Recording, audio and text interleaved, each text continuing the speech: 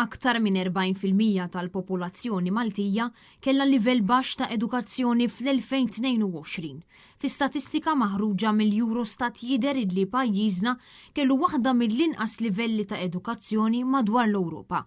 L-istatistika turi iswed fuq l-abjad illi 40.8% tal-popolazzjoni Maltija ma komplit skola wara l-livell sekondarju. B'aktar minn 31% tal-popolazzjoni Maltija ikolla edukazzjoni medja, ċoe li din il-faxxa tal-popolazzjoni komplit skola wara s-sekondarja ma waqfet qabel l-università. Din l-istatistika uriet li Turkija kien l-aktar pajjiż li kellu popolazzjoni b'livell baxx ta' edukazzjoni, b'61.8% tal-popolazzjoni Torka twaqqaf l-edukazzjoni tagħha mal-livell sekondarju. Madana kollu l-pajjiżi nordiċi u baltiċi klassifikaw ogħla mill-medja tal-Unjoni Ewropea sal-2022 bl-Iżvezja u n-Norveġġja jikklassifikaw fit-tielet u r-raba' post b'aktar minn 45% tal-gradwati tal-edukazzjoni terzjarja. Iċ-ċifri maħruġin mill-Eurostat juru wkoll illi fir-Renju Unit madwar 43.5% tal-popolazzjoni gradwaw f'edukazzjoni terzjarja.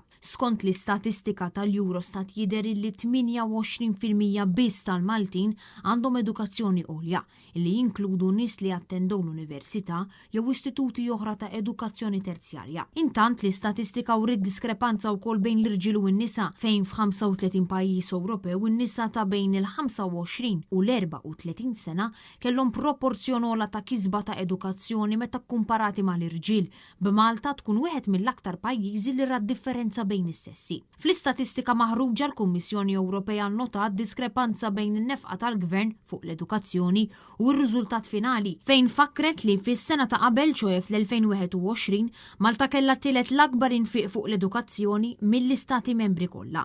Bil-Kummissjoni tinnota li l-infiq tal-2021 wassal sabiex ir-rata ta' persuni illi waqfu skola naqas b'10%.